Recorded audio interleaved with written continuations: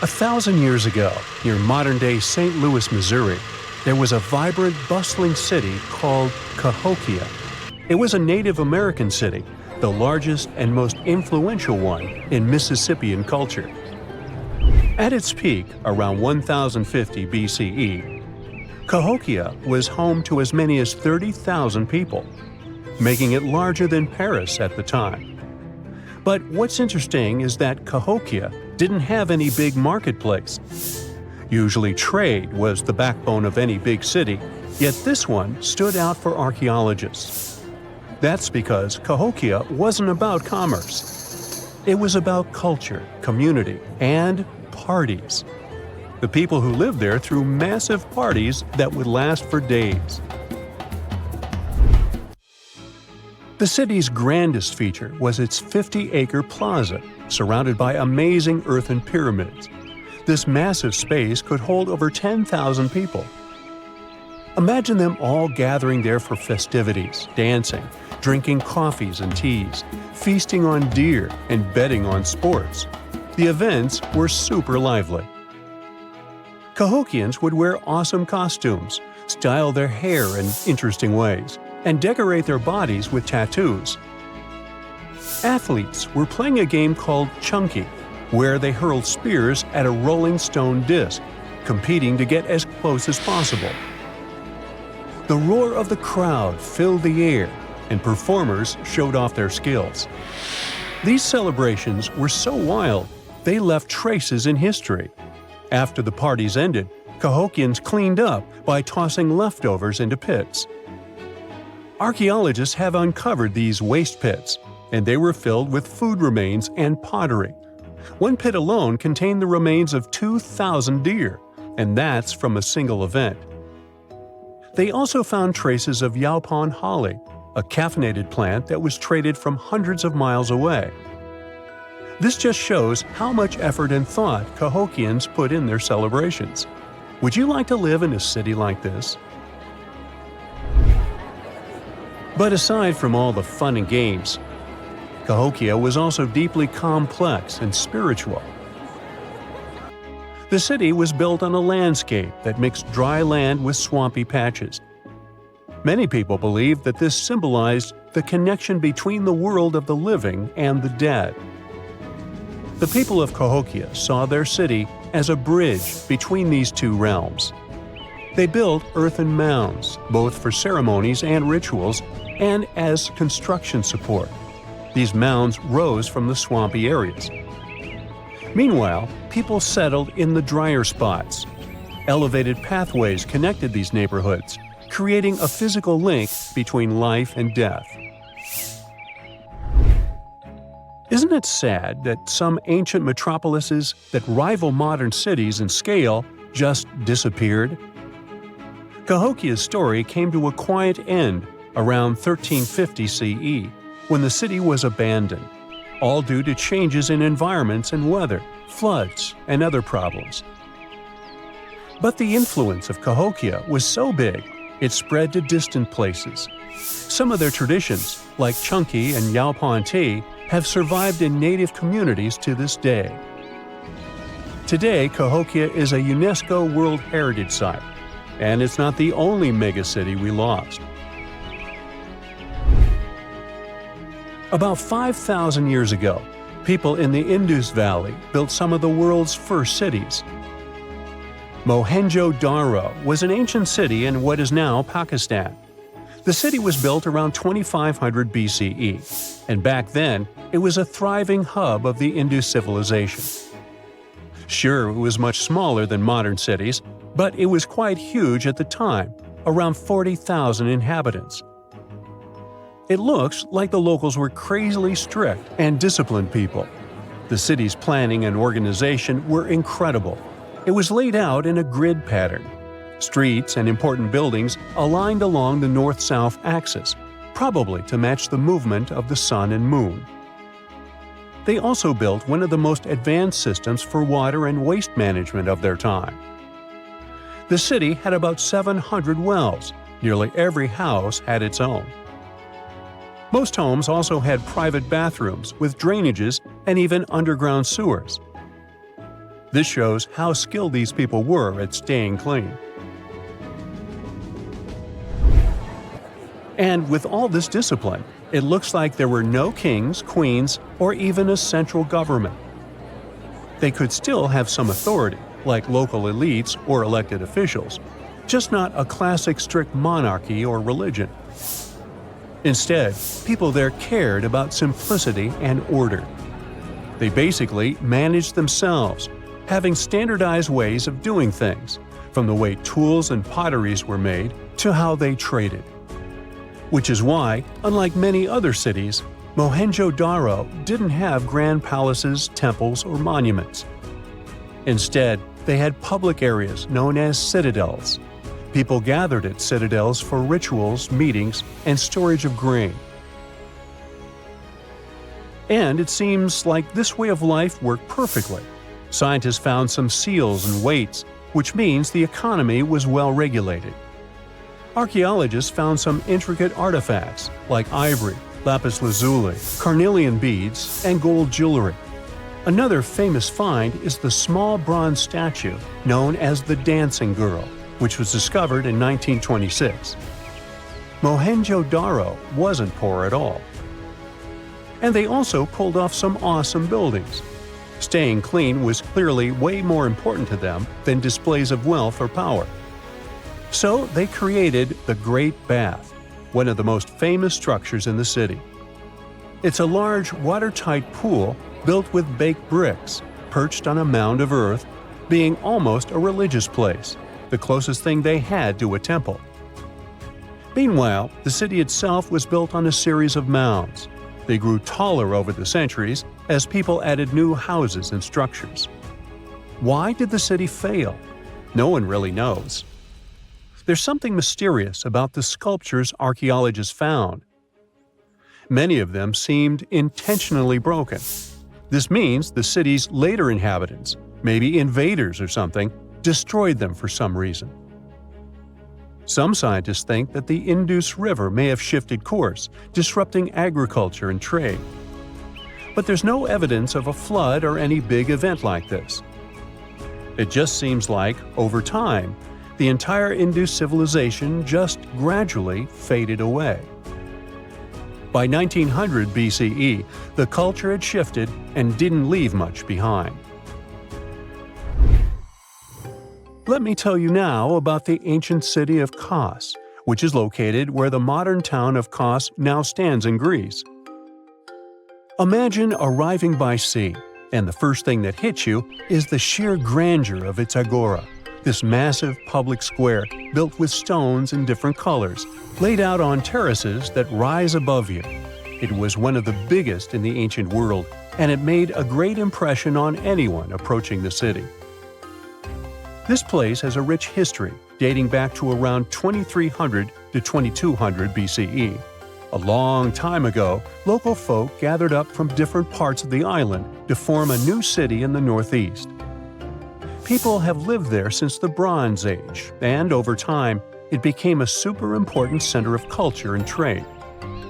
And no wonder, since it's right near a natural harbor. The harbor was sheltered by two breakwaters, and people built some of the most important religious sites there, including the sanctuaries of Aphrodite and Hercules. Kos wasn't just beautiful, though. It had some brilliant design. The whole city was laid out in a neat grid, with streets crossing each other at perfect right angles, literally looking almost like a modern city. Thanks to this, moving around was super easy, and the blocks, or insulae, were big enough to fit several large houses. Kos remained largely unchanged until the 6th century CE. Over time, it started gradually shrinking in size, confined within the walls of what is now the Chora neighborhood. Meanwhile, Palmyra was an ancient city built around a beautiful oasis sometime around the 3rd millennium BCE. Originally known as Tadmor, this city flourished as a major stop on the Silk Road, linking the Near East with Asia. It was a thriving center of trade and culture. They had a marketplace, assembly buildings, grand gates. In other words, This place was bustling with life. The city has been through many hands throughout its history, from the Byzantine to Arab caliphates, which is probably why it had some awesome architecture. An interesting blend of Greco-Roman, Persian, and Arabic vibes. The Temple of Bel, the Great Colonnade, and a Roman-style theater. But, like all the others, it decayed over time. Palmyra's importance faded, and by the early 1400s, it had been largely destroyed. But at least its ruins remain. Right now, they're a UNESCO World Heritage Site. Big news! Santa is real, and he looks like this. I know it's not exactly how we pictured the jolly old guy, but a recently discovered tomb might just be the proof we've been waiting for to show that St. Nicholas was real and Turkish. Turns out, he wasn't a North Pole native, but a kind-hearted bishop from the 4th century, famous for giving gifts to everyone. The legend says he was a wealthy man born in the ancient city of Patara, modern-day Turkey, who traveled to the countryside to help the poor and the sick. For centuries, though, people couldn't be sure he actually existed. Some historical sources say he was buried in Myra, which is now called Demre, Turkey. Since the 80s, archaeologists have been digging around this area, trying to prove it. And now, their Christmas miracle has finally come true. After digging 6 feet deep in an annex of St. Nicholas's church, they uncovered a mysterious limestone tomb, about 2 meters long. While they're pretty sure this is St. Nick's final resting place, they're still searching for an inscription to confirm its exact age. Now, if we're talking about the fictional Santa Claus, legend says his home is in Lapland, Finland. Back in 2018, archaeologists made an interesting discovery that could finally prove that Santa was real. They were digging at a site called Tiny Aro when they stumbled upon about 200 burial pits. But when they looked inside, there was definitely no sign of Santa. Actually, there were no human skeletons at all, just a bunch of things like pottery and animal bones. So no one really knows what this place was. That was the complete opposite of what happened with a group of archaeologists working in the ancient city of Petra, Jordan. Since 2003, there have been rumors about hidden chambers beneath the famous monument called Al-Khazneh, also known as the Treasury. 21 years later, a team finally decided to dig and uncovered an intact tomb. Inside, they found at least 12 human skeletons and artifacts estimated to be over 2,000 years old. Hundreds of thousands of tourists travel to Al-Khazneh every year, and most of them probably go there to see the site of the Holy Grail in the movie Indiana Jones and the Last Crusade. So, do you want to know the funny part? One of the skeletons in the tomb was clutching a ceramic chalice that looked a lot like the Holy Grail. You probably remember the devastating fire that caused massive damage to Notre Dame in Paris back in 2019. Because of that, the building, originally built between the 12th and 13th centuries, had to be restructured. But archaeologists saw it as a golden opportunity to dig into the site and uncover its hidden secrets. The team was only allowed to dig about 16 inches beneath the floor, but that was enough. As soon as they removed the floor tiles and cleared away a thin layer of dirt, they spotted the top of a lead coffin. Then, they found some limestone sculptures, including life-sized heads and torsos. Altogether, they uncovered over 1,000 fragments of different works of art. Ancient statues have been found in the most random places, including a sewer. In July 2024, Bulgarian archaeologists were checking a Roman sewer in the ancient city of Heraclea Sintica when they found a nearly 7-foot-tall marble statue of Hermes, the Greek messenger deity. This town was completely devastated and abandoned after 2 earthquakes, one in the year 388 and the other in the year 425. But somehow, it didn't destroy this statue. In fact, its head was found in surprisingly good condition. Finding ancient artwork is definitely fascinating, but imagine stumbling upon an entire hidden city in the Amazon rainforest. Using high-tech lasers, researchers uncovered a lost civilization with thousands of structures and a whole network of roads, canals, and houses, all buried beneath the dense jungle. This city was built around 2,500 years ago, in an area located in the shadow of a volcano, which, by the way, could have erupted and destroyed this civilization at some point. It's hard to say exactly how many people lived there, but experts estimate they stayed up there for about 1,000 years. This discovery proves ancient people also had huge, organized cities in the middle of the Amazon. A similar thing happened in Campeche in southern Mexico. An archaeologist was doing some research on the internet when he accidentally discovered a hidden Maya city. This area, now called Valeriana, was huge, about the size of Edinburgh, the capital of Scotland. It had pyramids, sports fields, amphitheaters, and paths connecting different districts. Thanks to satellite images, archaeologists uncovered an entire unknown civilization from the Bronze Age. They were checking out aerial images when they discovered 100 prehistoric settlements in the Pannonian Plain, a region that includes parts of what's now Serbia and Hungary. The people who lived there are now known as the Titsa site group, and it looks like they were a pretty well-organized society, skilled at growing food, hunting, and fishing. Google Earth helped a team to uncover a mysterious set of 400 ancient gates in Saudi Arabia. These gates, scattered across the desert, are thought to be from thousands of years ago.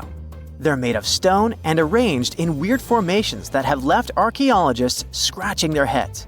I mean, they don't look like they were meant for funerals, and they don't seem like structures where people lived. So, we still have no idea what they are. Technology is really changing archaeology. Thanks to artificial intelligence and, well, a $1 million prize, we've finally been able to decipher part of an unreadable and super damaged ancient scroll. The Herculaneum scrolls were discovered by workers digging up the ancient town of Herculaneum near Pompeii in 1752. But their condition was so bad that, for years, they were considered indecipherable. Thankfully, AI has helped unveil their secrets. Based on the studies so far, experts believe that one of these scrolls was written by a philosopher who valued pleasures, like music and food, above all else. No doubt, Stonehenge in England is one of the most mysterious places on Earth. Some theories even suggest it was built by extraterrestrials. After more than a century of research, archaeologists are still figuring out how it came together. See that big altar in the middle? Turns out it came all the way from Scotland. And that's pretty wild, considering this massive sandstone block weighs over 6 tons, and the people who built Stonehenge more than 4,000 years ago didn't have the luxury of wheels or modern tools. We can find some pretty amazing stuff in the oceans too. In 2013, a mysterious shipwreck was found about 20 feet underwater off the coast of Kenya. At the time, no one knew where it came from, but now, researchers are pretty sure this could be a ship from Vasco da Gama's fleet. You know, the famous Portuguese navigator, best known for being the first to sail from Europe to India by rounding Africa's Cape of Good Hope. If it's confirmed, this shipwreck could be one of the earliest European shipwrecks in the Indian Ocean. Ancient treasures can take many forms, including a bottle. Recently, archaeologists in Norway uncovered a 150-year-old message in a bottle during an excavation of a Viking burial mound. The bottle contained a letter written by Anders Lorange, an archaeologist who worked on the site back in the 1800s, along with his business card and a few coins wrapped in paper. The letter gave some details about the excavation, though it seems Lorange got a few things wrong, like the exact number of Viking shields discovered. At the end of the letter, he wrote a personal note in runic script, "Emma Gade, my girlfriend." So it gave us not only insights into history, but also a peek into his love life. Back in December 2012, a lot of people were freaking out over the idea that the world might end in some catastrophic event. And it was all thanks to the famous Maya calendar. This ancient way of tracking time had been the subject of endless speculation. But one of its biggest mysteries was definitely an 819-day count found in some versions of the calendar. No one could explain why it was there or how it worked, until recently, when a group of researchers from Cambridge might have finally cracked the code. First things first, how does the Maya calendar work? So the system the Maya civilization used to track days was based on something we now call the calendar round. Think of it like 3 interlocking gears. These are 3 cycles working together. The first is a 365-day solar year, known as Hab. The second is a cycle of 20 names. And the third is a cycle of 13 numbers, which forms a 260-day sacred calendar, called Solkeen.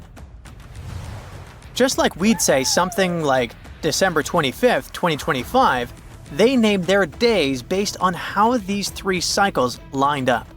For example, here we have the day 3 Manik and the 14th of the month Hop. It takes 52 years for the 3 cycles to align in the same way again. After that, the days start repeating. But this is where things start to get more complicated and mysterious.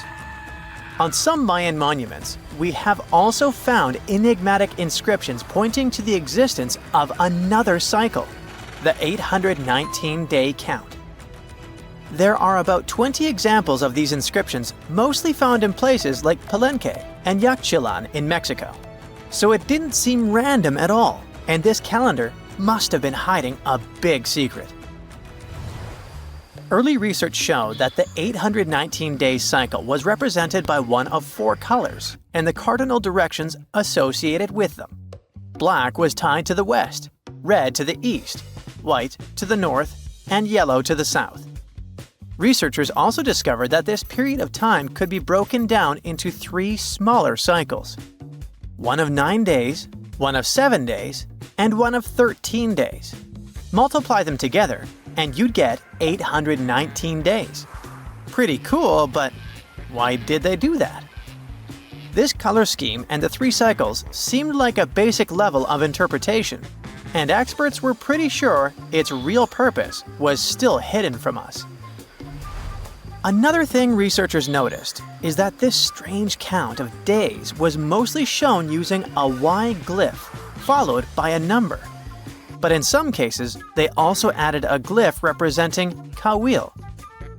This was a powerful Maya deity, often associated with creation and lightning. He was usually symbolized by a torch coming out of his forehead, representing the spark of life. But in the 90s, a study suggested that when Kawil's inscription showed smoke and fire coming from his forehead, it could actually represent the planets Jupiter or Saturn, or maybe even both. Wait, that means that the 819 days count could be linked to both planets in some way. From there, research focused on figuring out what that link might be.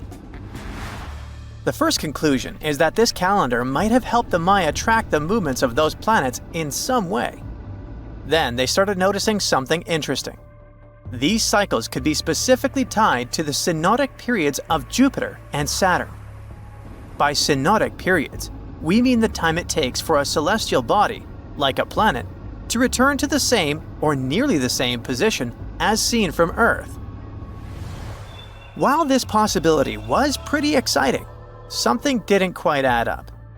Each planet moves very differently, and trying to fit multiple planets into an 819-day span just didn't seem to work. In other words, this 4-part color-coded calendar system was simply too short to align perfectly with the synodic periods of the visible planets. So it looks like we're back to square one.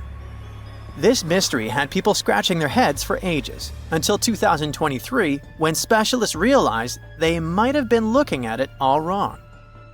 Researchers actually needed to shift their perspective. Instead of seeing this system as 819 days, they needed to consider the number as representing timelines.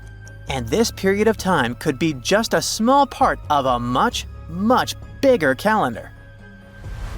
You see, as we said earlier, this cycle seemed to track the period when a planet became visible to people on Earth. To prove that these 819 cycles were timelines, not actual days, researchers needed a planet that could serve as a starting point to back up their theory. In this case, it was Mercury. And there's a pretty simple reason for that. Mercury's synodic period is 117 days, which fits perfectly into the calendar count.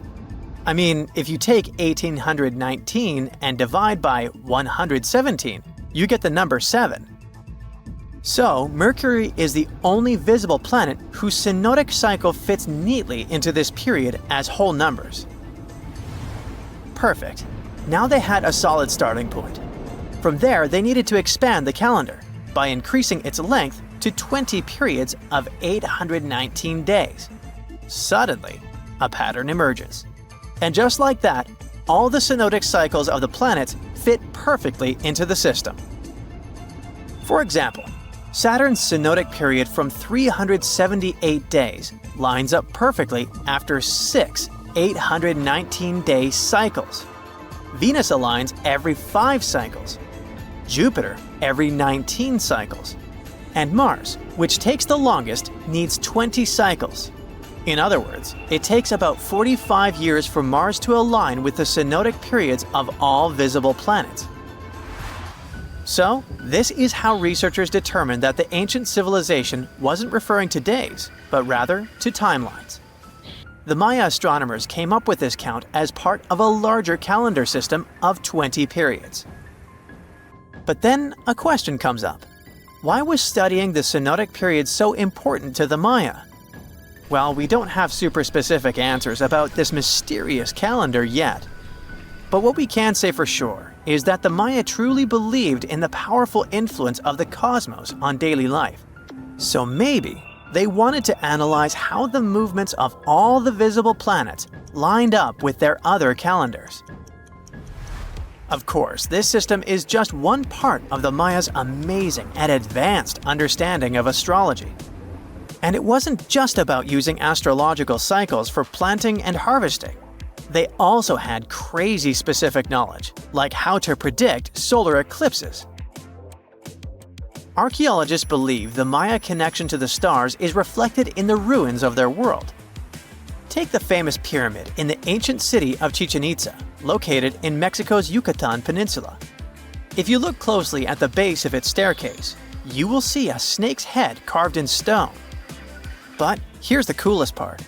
During the spring and fall equinoxes, when day and night are exactly the same length, the sun casts sharp, triangular shadows on the staircase. It creates the illusion of a snake slithering down the steps. Another example of how they use their knowledge of astronomy in their temples is in Tikal, Guatemala.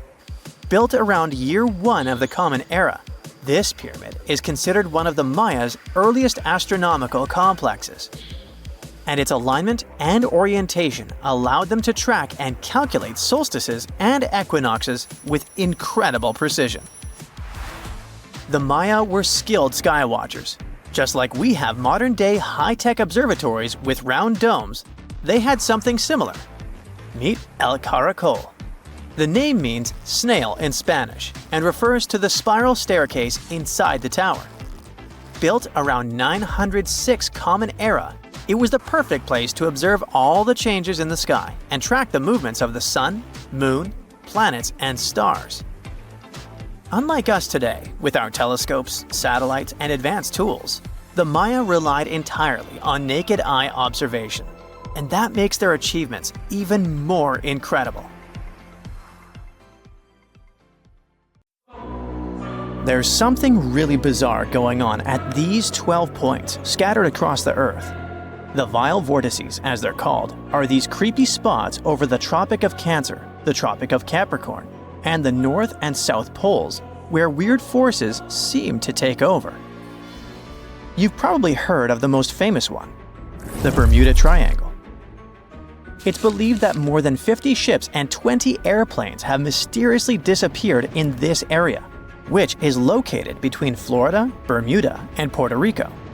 But what most people don't realize is that the Bermuda Triangle actually has 11 siblings, and these other spots can be even more terrifying. Let's start with Mohenjo-Daro. This was a thriving city located in what is now Pakistan. Built around 2500 before the Common Era, this urban center was once home to about 40,000 people. But then, Suddenly, people abandoned it by the year 1700 before the Common Era. In the 1940s, an archaeologist discovered 39 human skeletons at the site, which fueled the theory that the city was invaded by some other civilization at some point. But honestly, it's hard to confirm that, since archaeology doesn't really explain the city's sudden destruction or the disappearance of its people. It's led to a bunch of bizarre theories. One of them talks about an ancient extraterrestrial race that might have lived there, and a malevolent wind that swept through the city. Another ancient city with a similar mystery is the Great Zimbabwe. Its construction began in the 11th century, and at its peak it housed up to 18,000 people. But for reasons we'll probably never fully understand, it was abandoned in the 15th century. Archaeologists were really interested in this place, and that's when things got even weirder. They found 8 of these birds, now called the Zimbabwe birds. These soapstone sculptures were found sitting on stone columns that were over 90 centimeters tall. Nothing like them has ever been found anywhere else, and their meaning is still a total mystery. Some think each bird represents a new king, but other theories suggest they were ancient animals very dear to the people who lived there. Adding to the mystery, local legends talk about a strange, short man who's sometimes seen wandering around, but he always disappears before anyone can get close. Then there's Easter Island, another one of the 12 vile vortices. It's located in the eastern Pacific Ocean, and it's famous for its nearly 1,000 enormous statues called moai. We still don't know what they mean, or how they were made. Some of them are almost 30 feet tall and weigh as much as 80 tons. Today, it wouldn't be that tough to move and carve these statues, but we're talking about a period between the years 1100 and 1680. So nobody really knows how they did it. Some specialists believe these statues were carried across the island, while others think they were pushed on log rollers. But the most bizarre theories suggest extraterrestrials were involved. Algeria is another land rich in ancient mysteries, and one of the most fascinating is something called the Jedars. These are 13 monuments with square stone bases and angular mounds, built between the 4th and 7th centuries. But the weird part is, no one knows their purpose. One of them had an inscription in Latin, but it was so worn down that the message was nearly impossible to read. The best guess so far is that these monuments were probably tombs for royalty, although no one knows exactly who was supposed to be buried there. What we do know is that there are many myths related to strange disappearances in the region. The next mysterious spot is located south of Tokyo in the Pacific Ocean, and it's called the Dragon's Triangle. Does that name ring a bell? Yep.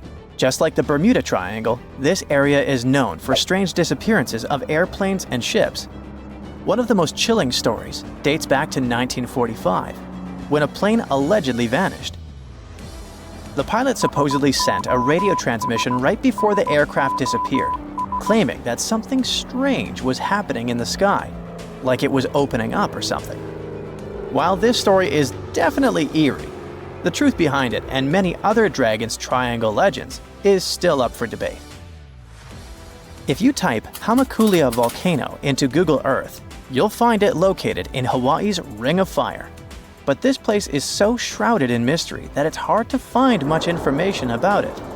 Some legends speak of unusual electrical energy being detected in the area, and there's even a story about an eyewitness who claimed to see a plane flying over it totally disappear from the radar.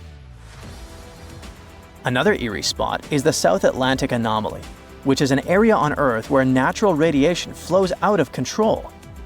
While this doesn't affect our daily lives on the surface, it has a pretty big impact on Earth's atmosphere.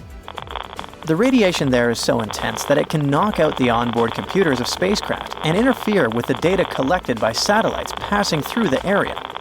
To deal with this, specialists had to add an additional shield to the International Space Station. The South Atlantic Anomaly is also linked to a weird event that astronauts experience called cosmic ray visual phenomena. They've reported seeing random flashes of light or shooting stars out there in space, but it's all just some kind of illusion. From wild radiation to strange seismic activity. The Wharton Basin in the Indian Ocean is a place known for unusual tectonic events. In April of 2012, a massive earthquake measuring magnitude 8.6 hit the region. This was considered the largest intraplate earthquake ever recorded, meaning it happened within a tectonic plate rather than at its boundary. This caught the attention of scientists, who now speculate that the region might be forming a new boundary between the Australian and Indian plates. But for now, this is all still one big mystery. Now let's head to the Pacific Ocean. More specifically, to the New Hebrides Trench. This submarine trench is about 750 miles long and 45 miles wide. It formed when the Australian plate slid under the New Hebrides plate. There's no doubt that this is one of the creepiest and deepest spots in the ocean. The danger isn't just down in the deep sea either, as this trench has been connected to several earthquakes that affected New Caledonia and Vanuatu. This area also has some strange features.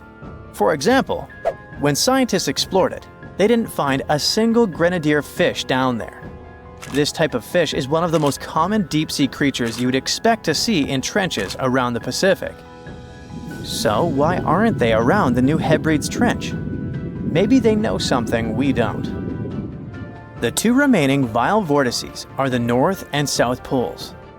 These two are on the opposite ends of the planet, but they share one thing in common: strange disappearances.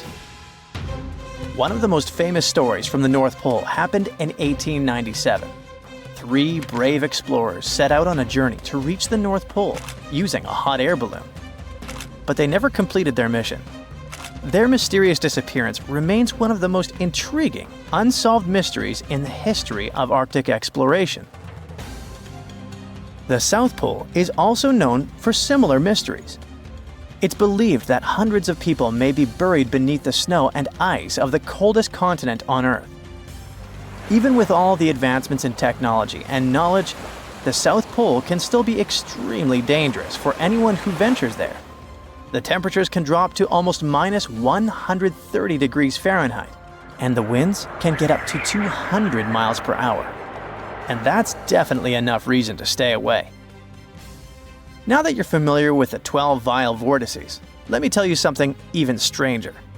If you look at a map, you'll see that these places are arranged in a way that looks pretty similar across the globe. Here's the weird part. If you connect these spots where unexplained events have occurred, you actually form the geometric shape of an icosahedron. This could be just a huge coincidence, but the fact that these mystery spots align with this shape makes them even more intriguing. When you think of an epic desert scene with blazing sun, endless dunes, and those magical little oases, you probably picture the legendary Sahara, right? But what if I tell you that 11,000 years ago, this vast expanse of hot sand looked totally different than it does today? Yeah, I don't know, I wasn't around then. But I'm told that back then, what we now call a desert was a lush paradise, brimming with lakes, rivers, grassy plains, and even woodsy forests. So, where did all this water go? There are many stories about the distant past of our planet when deserts were covered with jungles and forests.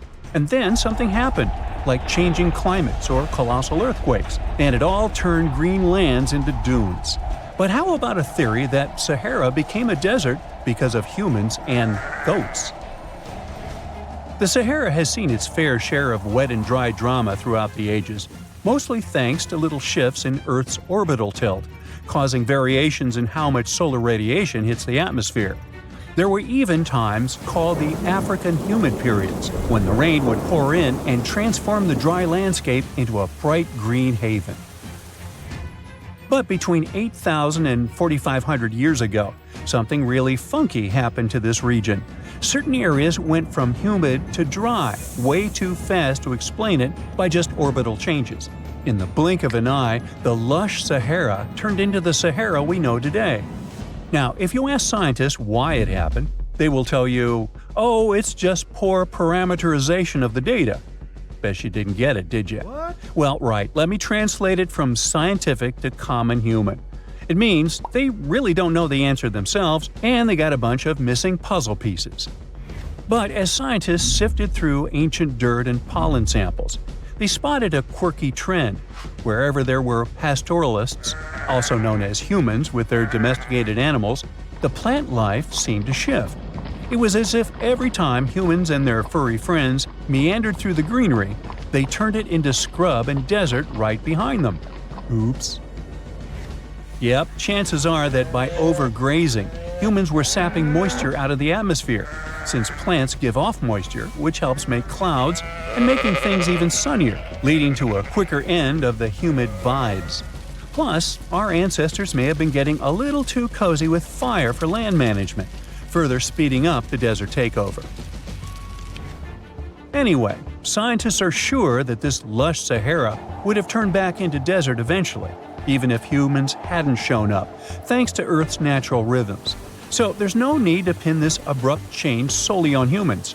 It could simply be about nature getting feedback from vegetation and dust cycles. It's difficult to determine what caused these changes, as it's all interconnected. During the last humid period, the Sahara was filled with hunter-gatherers. As things got a little drier, they started herding animals for food. The weather pushed people to herd cattle. It's also possible that grazing sped up the landscape degradation. So, which came first, the chicken or the egg? Or in this case, the human or the cow? It's tough to tell with the evidence we have now. Now today, it's safe to say that water is no longer that big of a problem in the Sahara, even though it's a huge desert and the times of lush forests there are long gone. But technology's got us covered. For example, the Nubian Sandstone Aquifer System, the biggest underground water stash on the planet. It's nestled beneath the Sahara Desert's eastern edge and stretches across 4 northeastern African countries – Sudan, Chad, Libya, and Egypt, covering a whopping 770,000 square miles and holding around 36,000 square miles of groundwater. Just look at the pipes transported when it was being built. It's the world's largest irrigation project. No wonder it's feasible to thrive in the Sahara today. But imagine thriving in the Sahara Desert with just one water source. Sounds like a tough gig, right? But the ancient Garamantes did just that, surviving and even thriving for nearly 1,000 years without monsoons or rivers flowing to their desert paradise. These clever folks were the trendsetters of urban life in the sands, and even the Romans couldn't help but notice their genius. While many thought they were just desert-dwelling savages, the Garamantes were busy building an empire in one of the toughest climates on Earth. But how did they do that? Well, they got crafty and dug a whole bunch of underground tunnels to tap into a massive sandstone aquifer. They were literally squeezing every drop of life from under the dunes. But recently, research showed that the Garamantes weren't just hardworking, they were pretty lucky too. The Garamantes had an underground aquifer that brought water up to a hill where they built over 500 fogaras, which are irrigation systems, some stretching as long as 2.5 miles. It was like sipping water through a straw, which let them irrigate their crops for nearly a century, especially since even a little rain would help recharge the system. But eventually, due to rain insufficiency, the aquifer ran low, and reaching it again would have meant digging more tunnels and relying on more people. That's a tough problem, considering these people were in the middle of food and water shortages. Guess I don't need to tell you what happened to the Garamantes, do I? The fall of the Garamentian culture might be linked to several factors. It may have been due to climate changes, or they may have simply used their water resources too much. Back in the day, the Sahara Desert was actually fertile agricultural land, thanks in part to the cool irrigation system the Garamentians created. But since fossil water isn't something you can replenish over time, the groundwater levels dropped pretty low. This likely played a big role in the kingdom's decline by the late 7th century CE. That sounds like someone who hit a lottery jackpot, used up all the money, and went back to their original not-so-cool job once the bank account got fully drained. Oh, by the way, even if the Garamantes left some secret wisdom messages for us, the chances are we'll never get what they wanted to tell us. Nobody really knows what language they used, and their texts are nearly indecipherable to us today. But let's go back to the Green Sahara. So it transformed into a desert about 4,500 years ago. But today, we can understand how people lived in those times in the Sahara thanks to natural parks in Africa that have the ultimate outdoor art gallery. There are well over 15,000 ancient paintings and carvings depicting everyday life from around 11,000 years ago. However, if the carvings aren't enough for you and you feel like visiting an actual green desert, all you have to do is book a flight to California. One of the most beautiful phenomenon in the world, the superbloom, takes place here. Look at all these colors – orange, green, pink. It's a miracle. Wildflowers bloom right in the middle of a hot desert after several years of rainfall in dry places. It's such a bright and colorful landscape that superblooms can be seen from space. This rare phenomenon can be observed in other arid places and deserts in western and southern Africa, western Australia, and Chile. In all these places, the weather is very hot and dry in summer. Mild humid air comes in winter, and this is the ideal environment for mass flowering. Flower seeds that lie in desert sands can wait for decades before starting to produce flowers. When the hot sun destroys all the weeds and grass, and the rainfall becomes enough to moisten the soil, the seeds are kind of like, well, okay, now it's our turn to play a big game. And then hundreds of thousands of tourists come to take photos and post these beautiful pictures on social media. And this, unfortunately, is one of the main dangers for flowers. Therefore, if you find yourself in a place like this, don't pick the flowers and don't trample on them. Stay on the path, don't litter. Take only pictures and leave only footprints. You get it? Good. However crazy it might sound, you can actually buy an entire town. These places once had life in them. Over the years, they became abandoned. Forgotten towns are creepy, I admit, but they also look cool. There are thousands of ghost towns for sale in the US alone. Their condition varies. Some still have a few people living there. Others have been deserted for decades. The idea of owning a town sounds great, especially after hearing the shockingly reasonable prices. But in practice, it's not a piece of cake. As you can guess, buying a town is a little different than buying a house. Towns are considered unincorporated. That means they aren't part of a local government. So, good luck getting a loan from a bank. To buy a regular house, you can get a mortgage. But for a $200,000 ghost town, banks won't decide in your favor. Still, the fact that you can buy a town is exciting. Let's say you have the money and you'll go for it.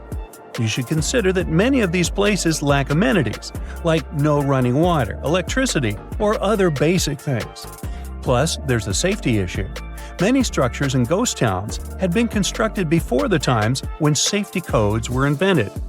For example, in Utah, a town is on sale for $199,000. Yes, the buildings in this ghost town aren't in good condition, but it has a future. The new owner can turn it into a tourist spot. What if the town was haunted and some paranormal activities occurred there, which made its inhabitants leave? There are many stories about ghost towns. Potential buyers have to keep looking for the best price. It can drop to as low as $70,000. A town named Swansea in California was sold for this price in 2013. Why are these towns for sale? The reasons vary. For example, companies in Canada would build places for their employees working in gold or silver mines and their families. Sometimes these types of mining towns had over 5,000 inhabitants. Eventually, natural resources would run out and residents would move to other places.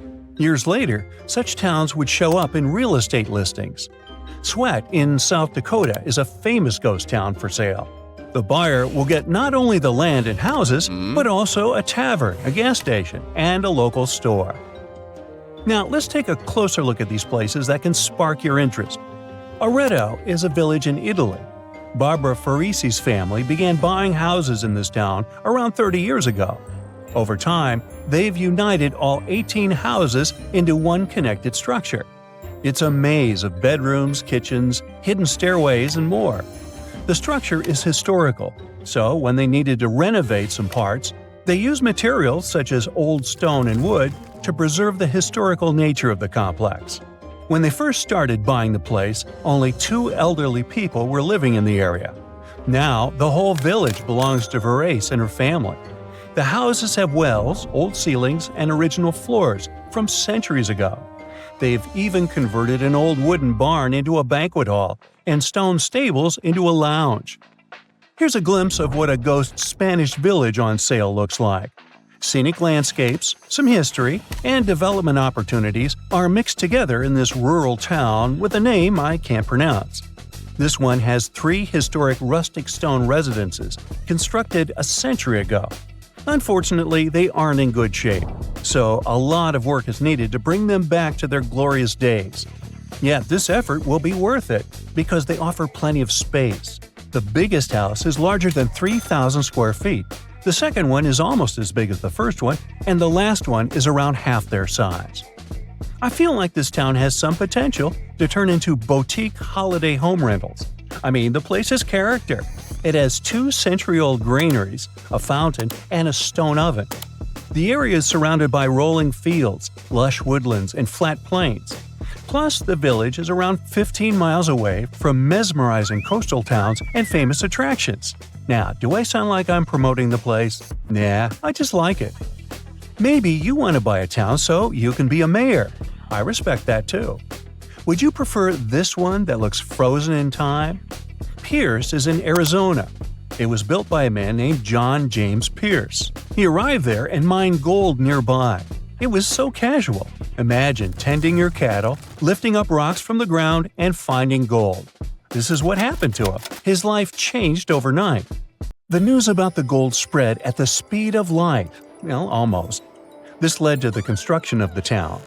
When the calendar showed 1895, the town was officially founded. In no time, Pierce became one of the richest gold mines in Arizona. Naturally, the town flourished and grew to accommodate the newcomers. There was a blacksmith, restaurants, and a butcher. You could also find a livery, hotels, saloons, and even an attorney's office there. All of these are included in the sales price. You can also get what's inside the general store, which is now over 125 years old. You will probably manage to sell the antiquities you'll find there and cover some of the fees. So how did this town turn into an abandoned place? Well, by 1927, mining at Pierce had lost its popularity.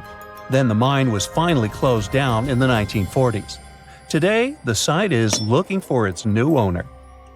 Next up, we have Wild West Town, and yes, this is its real name. It's in Colorado, and as the name suggested, it offers a unique Wild West setup.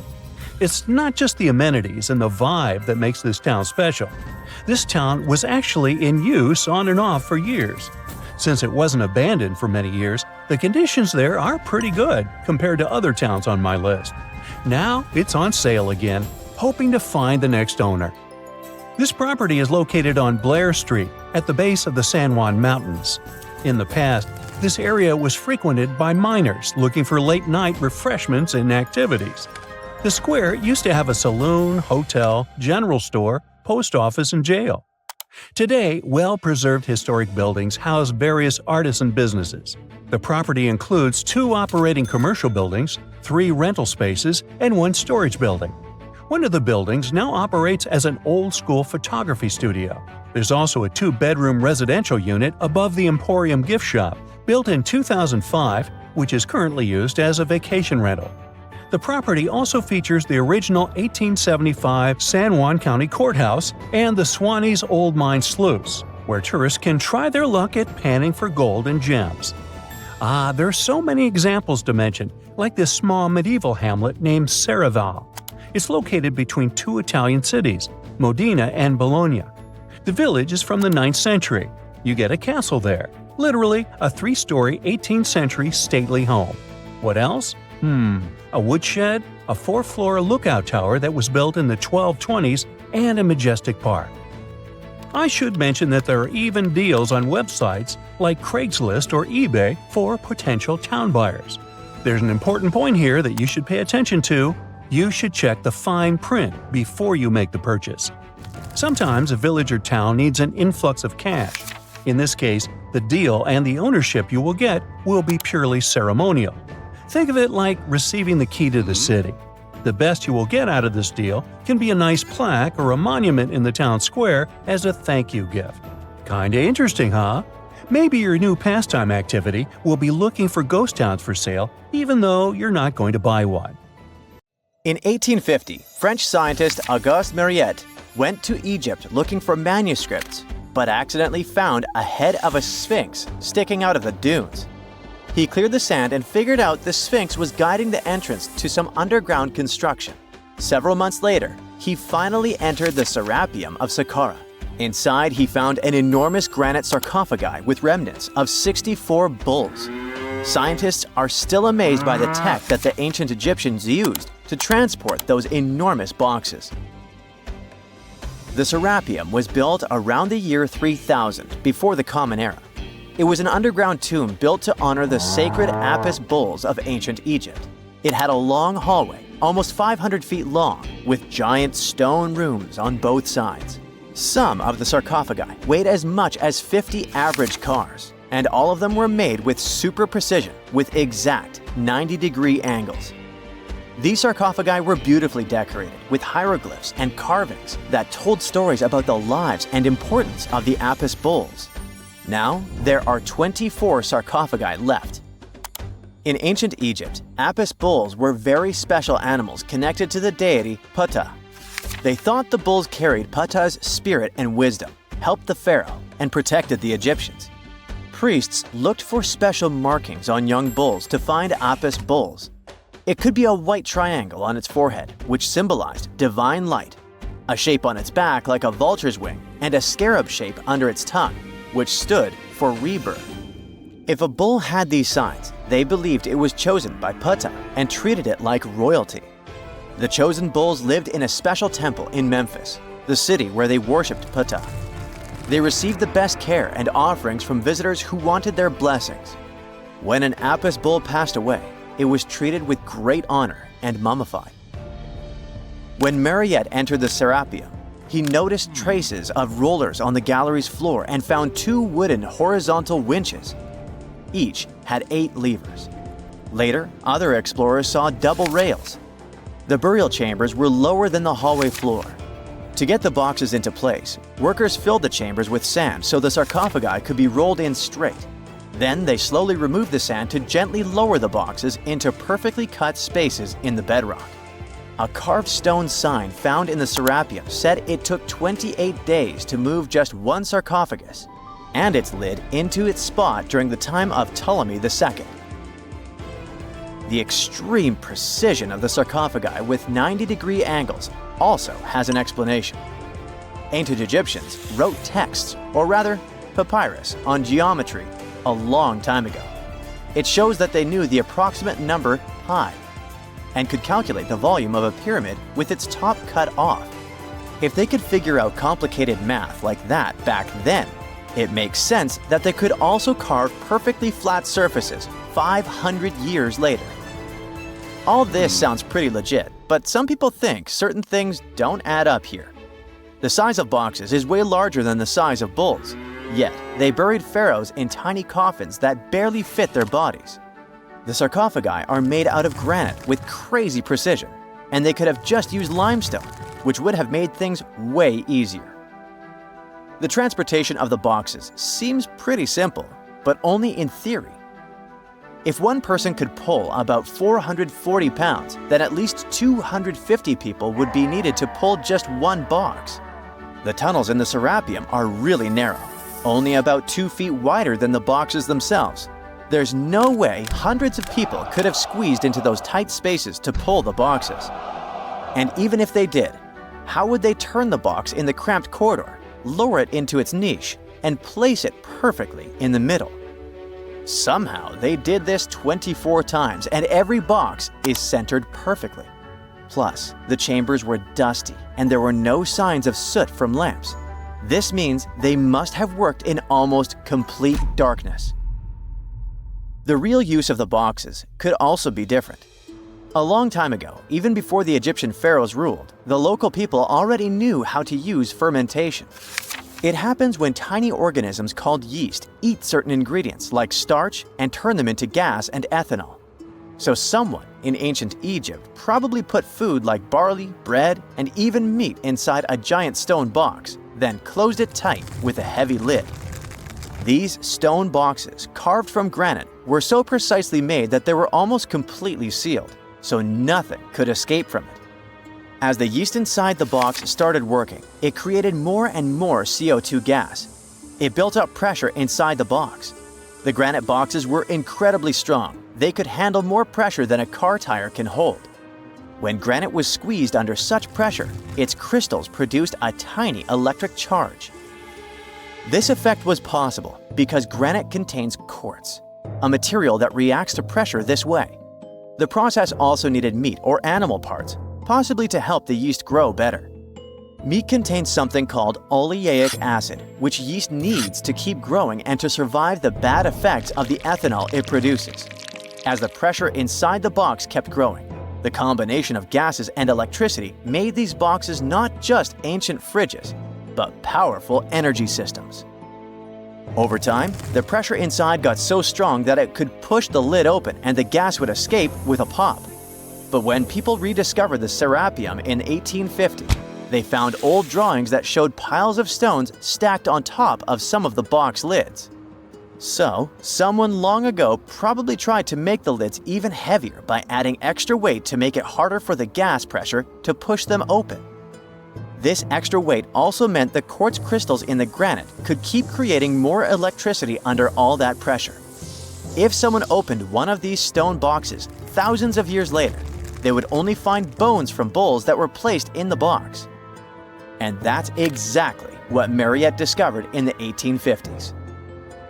They opened the Serapium for visitors soon after the first excavations in the second half of the 19th century. Prince of Wales even had a luncheon with his guests in one of the sarcophagi.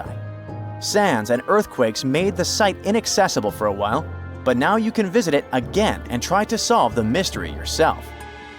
With new tech, we could have answers to many other historical mysteries soon.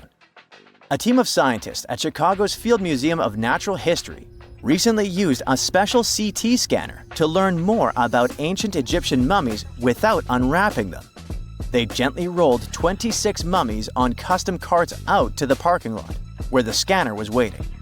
It took thousands of detailed X-ray pictures of each mummy and their coffins. When all the pictures were put together, they created 3D images that showed what was inside, the skeletons, and some artifacts. The scientists hope these images will help them understand ancient Egyptian burial practices from over 3,000 years ago. Even though the scanning process only took 4 days, it might take 3 years to study all the data. But scientists were able to learn some personal details about the mummies.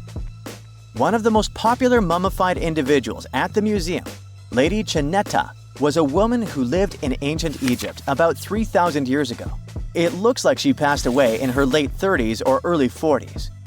To make sure her body looked complete for the afterlife, embalmers put stuffing in her neck to keep it from collapsing. They also placed artificial eyes in her sockets, so she would have eyes in the next world. She was wrapped in fancy linen and placed in a beautifully decorated coffin. The scans revealed that it had been carefully crafted with a slit at the back, which embalmers used to fit the body. There were also some artistic details on the surface, like markings for her knees. It looks like her burial was on the scale of a high-end luxury car. Ooh, so check this out. Researchers just found some super old footprints from a family of extinct humans, like we're talking 300,000 years ago. The prints belong to a group of Homo heidelbergensis. Ooh, that's a tough one, but I nailed it.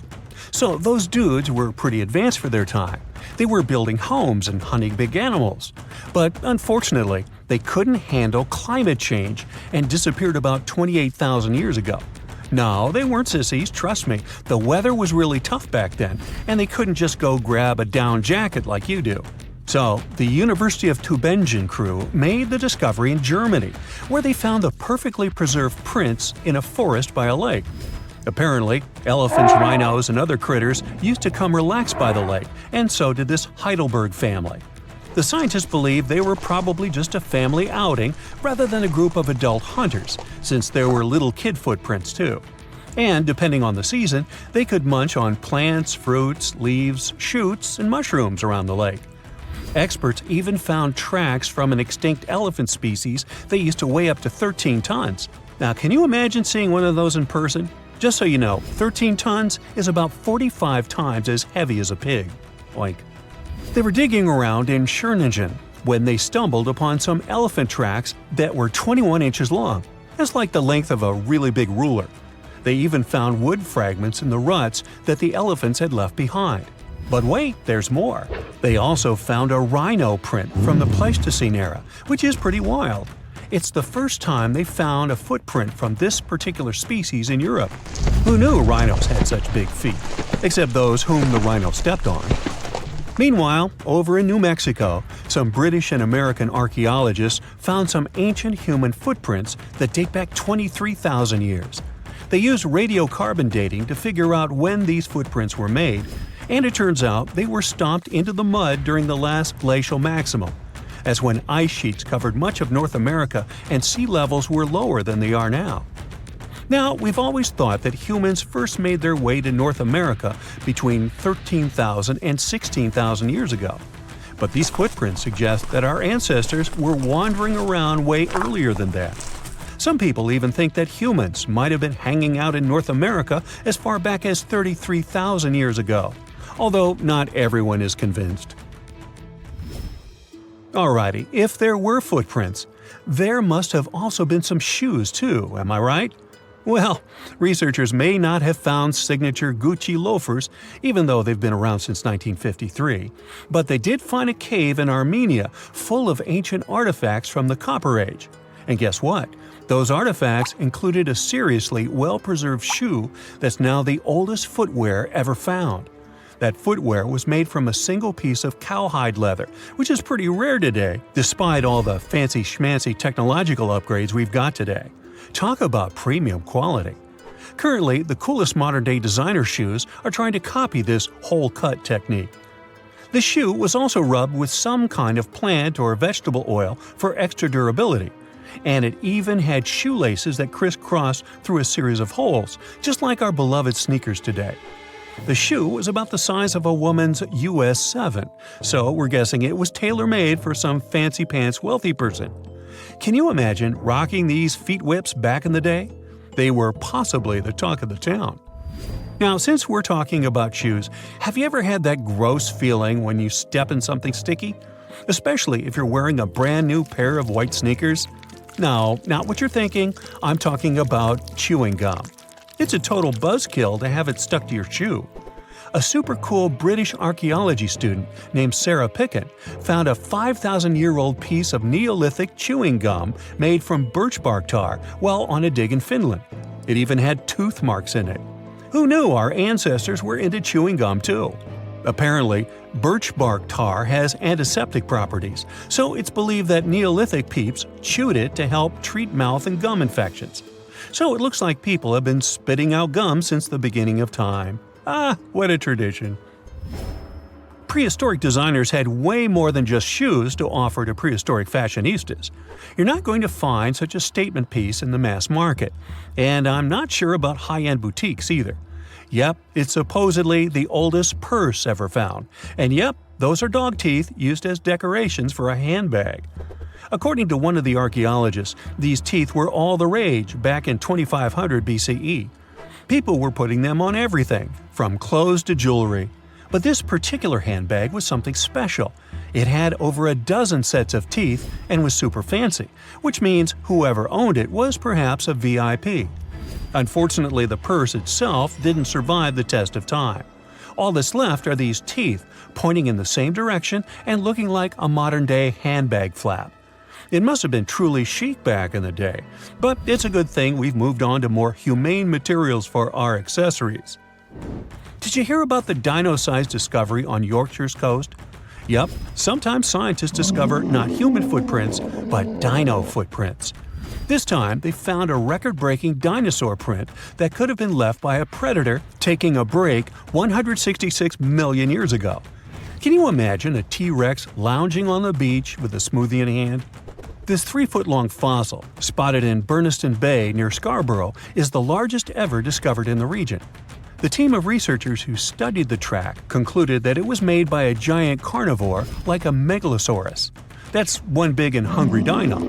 The footprint is the largest made by a theropod, which is a group of bipedal dinosaurs that includes the infamous Tyrannosaurus rex. So, we're talking about some seriously big and scary creatures here. A paleontologist from the University of Manchester said the discovery had shed new light on the behavior of these carnivorous giants. Apparently, features of the footprint suggest that this large predator was squatting down before standing up. Maybe it was doing some yoga or taking a bathroom break. Who knows? Another archaeologist, Marie Woods, stumbled across the print while collecting shellfish on the shore. She said she couldn't believe what she was looking at. I mean, who would expect to find a giant dinosaur print while picking up some clams? It's lucky that Ms. Woods and Rob Taylor, a local fossil collector, rescued the fragile print from the shoreline. Experts warned that it was at risk of being lost to erosion or landslides. Now, plans are in motion for the footprint to go on public display at the Rotunda Museum in Scarborough. But there's some more dino-mite news. Several drought conditions in Texas have revealed ancient dinosaur footprints that are over 100 million years old. Multiple dinosaur tracks belong to the dinos were recently discovered at Dinosaur Valley State Park in northwest Texas. The droughts have caused a river running through central Texas to dry up almost entirely, which is how these prehistoric prints were finally uncovered. This guy was a real beast, measuring 15 feet and weighing in at 7 tons. It used to roam the area over 113 million years ago, according to the state park. About 60 prints from this dino have been revealed due to the drought, with an estimated 140 tracks from the dinosaur in total. But that's not all. Prints from Serapium were also discovered. This creature was a massive 66 feet long and weighed about 48 tons when fully matured. Experts believe that the Acrocanthosaurus preyed on Serapium, which explains why their prints were found together. There's a weird thing though. Serapium was bigger than Acrocanthosaurus. Can any professors please explain to me why the smaller dude would munch on the bigger one? Imagine you've booked a tour through the jungles of Costa Rica. All of a sudden, you stumble upon a huge stone sphere, nearly the length of a king-sized bed in diameter. How on earth did it end up there? And what does it symbolize? You immediately ask your guide. He's not as amazed as you are, and tells you that there are actually several hundreds of them scattered across the south of the country. The mysterious stone spheres don't have an official name. The locals simply call them las bolas, which means balls in Spanish, while historians refer to them as diquis spheres, after the culture that produced them. Scientists have studied the sediment layers of the earth around them and estimate that the earliest were made around the year 600 CE, and the newest ones date to the year 1000 CE. Many of the spheres were relocated after their initial discovery, and that's why archaeologists can't date them precisely. The diquis culture completely disappeared shortly after they were discovered by the Spanish in the 16th century. Unlike the Mayas and the Aztecs, the myths or legends of these peoples didn't survive, so they cannot explain the existence of the mysterious orbs. More than 300 of these objects have been discovered so far, with some being smaller than 1 inch in diameter, and the largest measures 6.6 feet in diameter, standing taller than most humans. Although there are ones made from limestone, most spheres were carved out of a coarse version of basalt, a type of rock that forms when lava cools rapidly. Some orbs weigh up to 15 tons, and in most cases, their surface is smooth to the touch, although there are coarse, mostly unfinished pieces. If we throw away the theory that river erosion naturally sculpted the spheres, the ancient people seem to have created them, by hammering boulders with other rocks. Once they got the rough shape they were aiming for, they would polish the rock to perfection, using techniques such as controlled fracture and grinding. The mysterious spheres are located in the Dequiz Delta, on the coast of the Pacific Ocean. Most of them can be found in a place called Farm 6, which, alongside 3 other sites, was proclaimed a UNESCO World Heritage Site in 2014. The area contains other finds from the pre-Columbian era, such as paved areas, burial sites, and mounds. For centuries, the stone balls were hidden under a thick layer of sediment that protected them against the elements and looters until they were unearthed during the 1930s. The company that owned the land was clearing the rainforest for banana plantations when they stumbled upon these unusual stone constructions. Some were damaged by bulldozers, and some by workers trying to pry them open, as they believed there was gold hidden inside.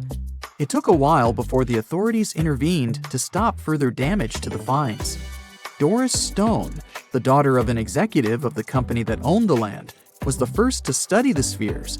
In 1943, she published an article in a leading American archaeological journal, turning the world's attention to the orbs. Expeditions soon followed, and archaeologists were immediately able to determine that the stone formations were human-made, probably created by the ancient indigenous population of Costa Rica. To this day, no one has been able to fully explain their function in a scientific way. It means there's still room for some wild theories about the sphere's origins and true purpose. The most popular theory in the scientific community is that the stone spheres served as decorations and status symbols, as many of them were found near the houses of chieftains. Local tribal leaders were also laid to rest with some of the smaller balls, so these stone formations were definitely associated with power in some way. Chiseling a boulder to perfection involved a lot of labor and planning, and only powerful individuals could afford it at the time. The other popular theory is that the boulders were used for astronomical observations. Individual spheres represented stars or planets, like a primitive map of the night sky. Since they were perfectly round, it was easy to roll them around. Before the jungle engulfed them, the area where they were found was a flat alluvial plain, ideal for rolling large boulders around. Another version of this theory suggests that the stones were used as boundary markers, much like modern border stones, which are also mostly made from stone. Finally, legends from other tribes that lived in the area tell of how the spheres were cannonballs that the deity of thunder used to drive away the deity of winds and hurricanes. We still don't know the original purpose of the Costa Rican spheres, but they remain an important part of the country's national identity. The National Museum in the Costa Rican capital, San Jose, has 6 of them in its courtyard. Many other spheres have become prized garden decorations for wealthy Costa Ricans. There's even one at Harvard University. More than a millennium after they were created, the mysterious stone spheres of Costa Rica are still associated with power and wealth. In terms of numbers, the stone orbs are not perfectly round. They are rated as nearly perfect, at 96% spherical in shape. And while even that is pretty impressive, the spheres of Costa Rica are not the only ones of their kind. Nearly a decade ago, workers came across mysterious giant stone spheres deep underground in a coal mine in northern Asia.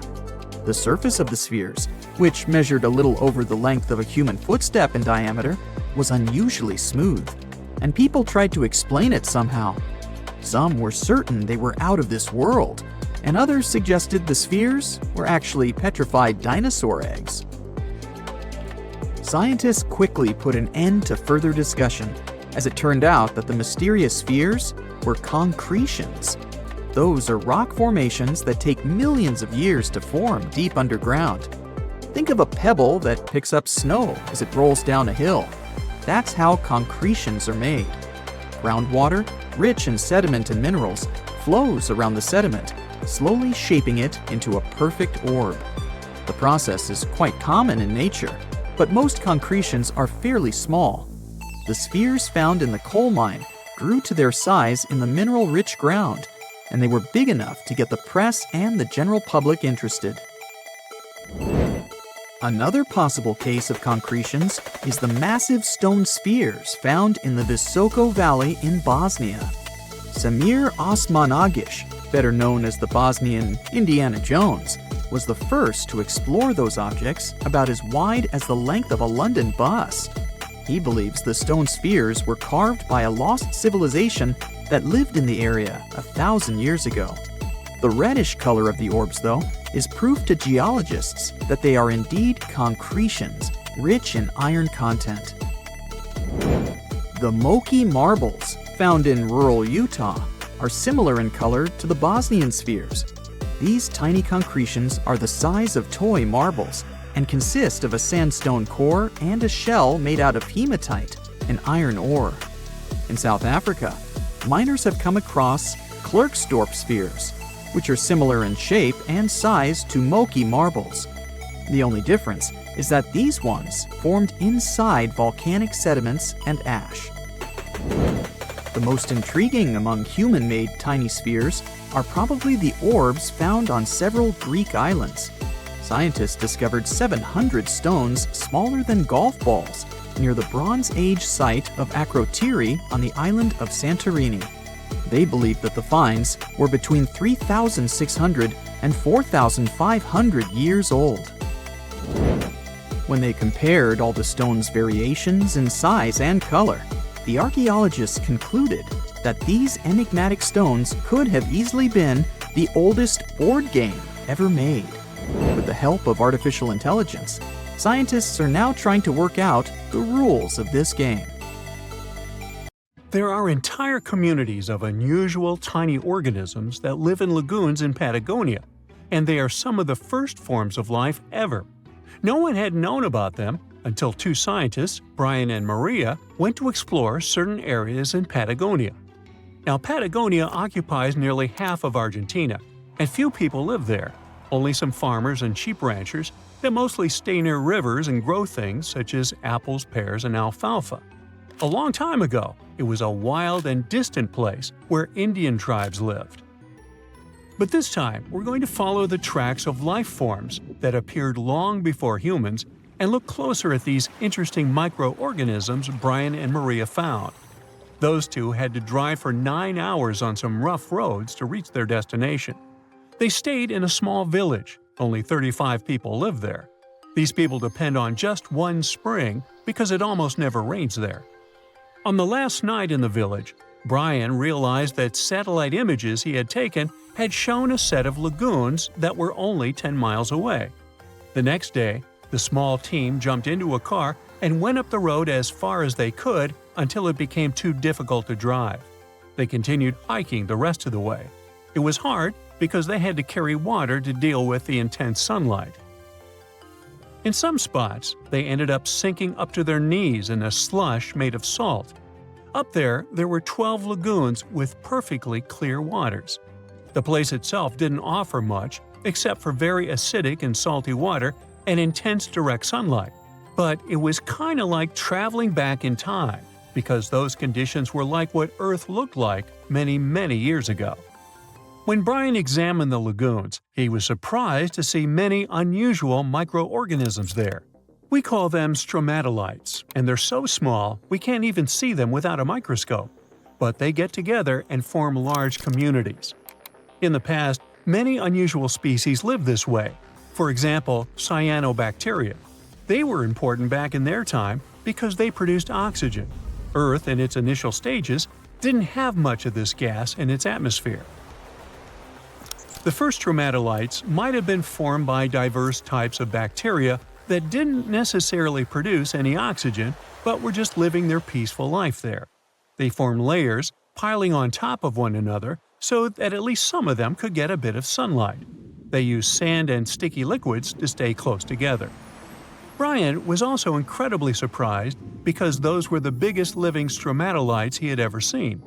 Living stromatolites usually grow to be over 3.3 feet high, but the newly found ones were 15 feet wide and a few feet tall, which is giant compared to those living in other places. And fossilized ones were even larger. A long time ago, they could grow bigger than today because there weren't many other species that could eat or harm them. Also, there are many other organisms today that can grow faster and more massive than them and take up their space. That's why stromatolites can only survive in rare places where hardly anything else can live, like in these very salty lagoons located high above sea level in Punta de Atacama. The stromatolites found there are the most famous ones because they might be some of the best examples of the earliest life on our planet. But they're not actually the first form of life on Earth. The oldest of their fossils are 3.5 billion years old, while some other evidence we have tells us that life on our planet appeared around 4.1 billion years ago. Maybe some stromatolites lived back then as well. But Earth has changed a lot since then, and the places where they might have lived haven't survived. Now, all this may not seem like a lot at first glance, because no one has found an exotic and weird beast our world has never seen. But these are notable examples of what searching for life somewhere else in the universe might look like. Scientists who are interested in studying Mars often come to this place, since it might be similar to what the red planet looked like an exceptionally long time ago. If there were fossils hidden in the ancient rocks on Mars, they might look like these stromatolites. Another faraway land has revealed some of its secrets. It's Antarctica, with an ancient lost world found under its ice. Antarctica hasn't always been this frosty, isolated land of snow and ice sheets. Once it used to be part of the Gondwana supercontinent, together with what is now South America, Africa, Australia, the Arabian Peninsula, and the Indian subcontinent. But at some point, it split off and went to build a life on its own. It formed as other landmasses started to move away, which created its coastline. But Antarctica was different in many other ways back then too. It used to be a land covered in magnificent forests and rivers full of life. Scientists use radar and satellites to explore a mysterious world hidden under the ice there. This ancient land, which is close to the Indian Ocean, is as big as the U.S. state of Maryland or Belgium. It's more than 14 million years old. Some studies say that this area formed over 34 million years ago, which was way before Antarctica got into its deep freeze. At first, temperatures there were higher, possibly like the weather in Patagonia or the cold, temperate rainforests of Tasmania, New Zealand, or maybe even more tropical than that. But as the climate became cooler, small glaciers started forming on hills close to the rivers. Valleys sunk deeper because of all that ice covering them. And then, temperatures dropped even lower, and a giant layer of ice covered the entire continent, hiding those old glaciers. Rivers shaped this lost world a long time ago, way before it ended up covered in ice that's almost 2 miles thick in some spots. Scientific studies of this area showed that those landscapes had been full of highlands and mountains. The ice that formed over Antarctica made the whole area very cold, so the landscape couldn't erode anymore. This means everything has remained basically the same and untouched under the ice for millions and millions of years. What's interesting is that we know less about this land hidden under the ice than about the surface of Mars. One way to explore it would be to drill through these ice sheets to check for samples of sediments below. They could tell us more about the ancient flora and fauna frozen underneath. It's not a new method. A similar method was used to collect 2-million-year-old samples in Greenland. Australia has a secret world too. Ancient organisms were found hidden in rocks in the northern parts of the continent that are about 1.6 billion years old. These microscopic things are part of a family called eukaryotes. The members of this family that exist today include plants, fungi, animals, and even those tiny organisms with just one cell, such as amoeba. All living things with nuclei in their cells, including us, can trace their family tree back to one of the oldest members of this family. That one is called the last eukaryotic common ancestor, and it lived more than 1.2 billion years ago. Those ancient organisms were more complex and bigger than bacteria. Maybe they were the first predators on Earth, hunting bacteria. In a frosty Canadian park, hidden deep beneath layers of thick ice, scientists discovered a bizarre skeleton they named the Frozen Dragon. The skeleton had been in the frozen ice for millions of years. It took experts decades to work out the species of this strange fossil. It was identified as a new genus of pterosaur. Pterosaurs were massive flying reptiles with wingspans of over 16 feet. Their heads were 3.5 times the size of their bodies. Pterosaurs lived 76 million years ago when they soared above the dinosaurs. Scientists described them as the biggest, meanest, and most bizarre animals that ever flew. The new genus has been named Cryodragon boreas, which translates to Frozen Dragon of the North Winds. In 2013, a young mountaineer was climbing one of the tallest mountains in Western Europe, Mont Blanc. He noticed a strange metal box poking out of the snow. The mountaineer pried the box open and found that it was filled with precious rubies, emeralds, and sapphires. The climber immediately handed the box to the authorities. It was discovered that the box likely belonged to a passenger on one of 2 flights from India that crashed into the mountain over 50 years ago. The box was valued to be worth over $200,000, and authorities are still searching for the heir to the small box of treasures. In northwest Siberia in 2007, a reindeer herder was on an outing with his sons when he noticed something strange in the ice. The man realized it was a frozen mammoth calf and immediately contacted the local museum. The calf was named Luba and was the best preserved mammoth mummy in the world at the time of its discovery. Luba had been in the ice for 41,800 years and is around 30 to 35 days old. From trunk to tail, the mammoth calf is roughly the same size as a large calf. If you're interested in seeing for yourself, Luba travels to museums all around the world. On the frozen continent of Antarctica, covered in layers of ice and snow, is Mount Erebus, the frozen volcano. The volcano was discovered in the middle of an eruption in 1841 by explorers on an Arctic expedition. The volcano is over 12,000 feet tall and has been active for the last 1.3 million years. Deep within the middle of the volcano is a huge crater filled with large volumes of molten lava. The volcano has occasional explosions, which means it's classified as being in continuing eruption. However, these eruptions are nothing to worry about because they're generally rather small. Back in 1991, 2 hikers were traveling across the Italian Alps when they stumbled across a body that they presumed to belong to a recently lost hiker. The duo trudged back down the mountain to report their unfortunate findings. Once the remains were recovered, it was clear that the body was not recent at all. Scientists determined that the Iceman was more than 5,000 years old and named him Otzi. The discovery was unlike anything scientists had ever before seen because the body was so well preserved. For years, Otzi was studied by scientists who discovered that our ancestors have a lot more in common with us than we ever knew before. Otzi was covered in ink body art. Research done on the contents of his stomach revealed that his last meal was dry cured meat, similar to the bacon we eat today. Otzi has at least 19 relatives living today, somewhere in Central Europe. Scientists were researching ancient squirrel burrows in Siberia when they came across something interesting. One of the squirrels had hidden away precious seeds deep beneath the ground. The seeds had been encased in ice for 32,000 years. The seeds were for the flower Silene stenophilia, which had long since gone extinct. Amazingly, scientists were able to recover plant tissue from inside the seeds and grow an entire crop of flowers. They've since reintroduced the previously extinct flower to natural habitats all across the world. In 1930, a team of Norwegian scientists sailed around the Arctic Ocean, conducting research on the seas and glaciers.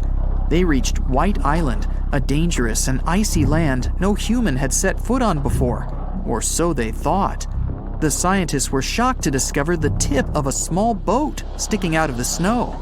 Frozen inside the boat, they found scientific equipment and various personal items, including a jacket monogrammed S.A. Andre.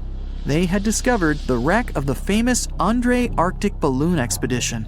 In 1897, Swedish explorers, led by Andre, attempted to travel to the North Pole by hydrogen balloon. No one had ever heard from them ever again. People only found out what happened to them when the wreck was discovered 33 years later. It turns out that the balloon had crashed on White Island only 2 days after departing from Sweden. The explorers traveled along the island on a small makeshift boat, but were unable to make it any further. The best preserved woolly mammoth ever found was discovered in an area of permafrost in Siberia in 2010. Scientists named the frozen mammoth Yucca, after the small village near where it was found. Yucca had been frozen for 39,000 years and is thought to have been around 6 to 8 years old. Because Yucca is so well preserved, it has been studied for years and provided new information about mammoths. In 2019, scientists reported that they were able to activate cells taken from Yucca's tissue. Maybe one day we'll have woolly mammoths roaming the land. From looking at pictures and videos of Antarctica, the continent appears to be freezing cold, covered in snow, and flat, except for a few small hills. Scientists believe that too. When studying the Gomburtsev Mountains in the early 2000s, they were shocked to discover that the small rocky hills were actually the peak of a gigantic mountain formation under a mile of snow. Using radar technology, researchers worked out that the mountains are really around 10,000 feet tall and sprawl across 750 miles. This is around the same size as the European Alps, except hidden under tons of ice and snow. At a gold mine in Siberia, a businessman was examining a nearby river when he noticed something interesting in the frost. It was a small woolly rhino calf that was later named Sasha. The woolly rhino has been extinct for 15,000 years. It's thought that Sasha could have been frozen in the ice for up to 39,000 years. Sasha is unique because it's the only full-body woolly rhino to have ever been discovered. Glaciers around the northern Italian town of Pelo have begun to melt. Artifacts from decades and even centuries ago have been discovered pouring out of the ice. Personal belongings from soldiers have been found, things like diaries, photographs, and even love letters. Historians have even uncovered an entire cabin preserved beneath the ice. The cabin was filled with hard metal helmets and clothes. In 1845, Sir John Franklin embarked on an ill-fated expedition to the North Pole. The crew traveled on 2 ships, HMS Erebus and the ironically named HMS Terror. The expedition met with disaster, and both ships were lost to the icy waters. In 2016, the HMS Terror was discovered by a team of researchers. Despite being lost for 170 years, the freezing cold waters had maintained the ship in pristine condition. Scientists described the ship as frozen in time. Dinner plates and glasses were still on shelves, beds and desks were still in order, and even the passengers' luggage appeared to be in good condition. The HMS Erebus was also discovered nearby, but due to changing water conditions, the ship wasn't in great shape. The glacial ice surrounding a mountain passageway in Norway that was notoriously used by the Vikings has revealed hundreds of ancient artifacts. One of these artifacts was a giant unopened wooden box that was welded together. Researchers were beside themselves with anticipation, waiting to open this box. They believed it would be filled with Viking treasures or artifacts that would give us an insight into ancient society. When they opened the box, all that was inside was a plain old beeswax candle. It turns out that this box wasn't actually as old as they thought it was. By analyzing the candle, they discovered that the box dates back to the 17th century. The age of the Vikings had ended by the 11th century. It's likely that the candle box belonged to a farmer who was shipping it from his summer farm to his winter farm to light up the long nights. Recently, scientists made an astonishing discovery that might solve Stonehenge's mystery. They found something hidden deep within the DNA of Stonehenge's sarsen rocks, the huge monolithic ones, and it might reveal why our Neolithic ancestors designed and built this thing in the first place. Over the years, scientists have been scratching their heads trying to figure out where the huge sarsen rocks came from. For years, they believed they came from a quarry just 15 miles away from the site, known as Marlborough Downs. At this site, they found similar minerals to the ones that make up the Sarsen rocks. But it turned out there was more to this story than they thought. The understanding of how Stonehenge was built is always changing. Scientists need to really travel back in time to uncover its mysteries.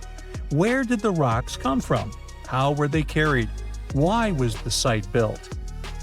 You see, the Stonehenge site, located at Salisbury Plain in England, is made up of two main types of stone. There are the super heavy Sarsens and the lighter and smaller bluestones. The Sarsens each weigh about 25 tons. That's as much as 3 African elephants stacked together. The heaviest Sarsen stone, called the heel stone, weighs 30 tons all by itself. Together, the Sarsens make that iconic outer ring circle. Inside that circle, that's where you'll find the bluestones. The naming might seem a bit misleading since they're not really blue. They have a bluish tinge to them when they are freshly broken, hence the name. These smaller rocks probably came from the Preseli Hills in southwest Wales, which is about 150 miles away from Stonehenge. They're a bit lighter than the Sarsens, but still pretty heavy. The altar stone, which is classified as a bluestone, is the heaviest one, weighing around 6 tons. Its original location still isn't known for sure. To figure out where a rock came from, scientists first have to study their composition. This is like checking the rock's DNA. Then they cross-reference the structure of the rock with minerals in the soil to see if it's a match. Most of the Sarsens we see around southern England are actually made of a type of sandstone known as silcrete. Think of silcrete as sand that's been hardened by underground water processes over millions of years. This process mostly happened during a period called the Paleogene, about 65 to 23 million years ago. These Sarsen rocks didn't form in one big slab, but in patches, like nature leaving little rock gardens all over the place. Scientists reason the Sarsens spread out randomly, forming in isolated pockets. Over time, many were buried under layers of clay and chalk, which helped preserve them. When ancient builders were on the lookout for materials, these Sarsens must have looked perfect for something impressive like Stonehenge. Actually, Sarsens have been used in everything, from Roman villas to medieval churches, and even in things like road curbs and old field walls. One could say these rocks were the it material for ancient builders, and continue to be popular even into more modern times. This fact made scientists start wondering that maybe not all Sarsen stones that were used to build Stonehenge came from the same place. They've identified Sarsen sites all over the UK, in places such as Oxfordshire and Kent. After hundreds of years of studying the Sarsens, geologists finally had the right type of technology to determine the origin of the stones. Now, I wish I could tell you that it was some undisclosed location very far away from the site. But, as it turned out, the Sarsens were originally from Westwoods, the forest near Stonehenge. A new factor came into play when excavations uncovered empty stone holes, showing that at least 6 bluestone pillars were removed from a Preseli Hills site called Wan Main in prehistory. They had a stone circle over there, and it's believed that some of Stonehenge's rocks were recycled rocks from this more ancient circle. If this is true, it might be that Stonehenge is part of a much larger landscape of ancient sites. If this is the case, then Stonehenge is just the cherry on top of a much larger scale project. Think of it as the sacred centerpiece of an entire landscape of monuments, mounds, stone circles, and things. This is why scientists want to find out where the rocks came from so badly. It could lead to why and how Stonehenge was built. Now, Stonehenge didn't just pop up overnight. It was built in several stages over hundreds of years. It's likely that it wasn't a single unified vision, but more like a big community project that evolved over time. With each generation, the builders brought in their own ideas, creating a stone structure that would last for ages. The The first stage was around 3100 BCE. That's when people dug out a circular ditch and likely set up some bluestones as sort of a starter ring. Later they added the Saracens and even topped some of them with horizontal stones to form those famous arches you see today, also known as the trilithons. These ancient builders had some challenges on their hands. How would they move the rocks?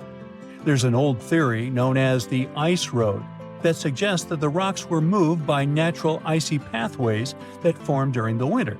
This way, they could slide the rocks down all the way to Stonehenge. But hey, if we're talking about a distance of over 100 miles, that's not too realistic. Anyways, this theory was debunked because it was warmer back then than it is today. There's also the river theory, which suggests that the rocks were floated along the river from the quarry to the site. But if we're talking about Sarsen rocks, they're too heavy to float. So there goes that theory. What we're saying is, no one knows how the rocks were moved. Another interesting science tidbit came from all the research done in Stonehenge. A recent laser survey of the stones revealed the different stone working methods used, and has shown that some of the parts of the monument were more carefully finished than others. In particular, the northeast side and the inner faces of the central trilithons were finely dressed. FYI, a trilithon is one of Stonehenge's most famous shapes. It's when two huge monoliths receive a third one on top of them, connecting the two together. This fancy word is simply Greek for having three stones. But anyways, the bigger question, and the reason Stonehenge is so famous, is why it was built in the first place.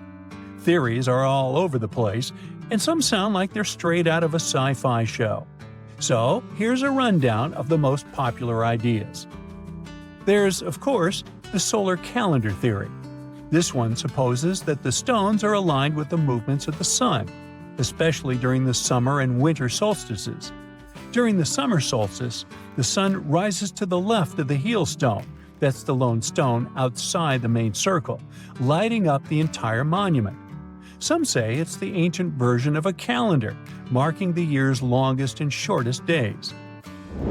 Some archaeologists think Stonehenge might have been an ancient healing center. Pieces of bluestone have been found chipped away, possibly by people who believed they had healing powers. The theory goes that people traveled from all over to come to Stonehenge in hopes of a cure for whatever was ailing them. There's also some speculation that Stonehenge was the place to be. Think of it as an ancient gathering spot.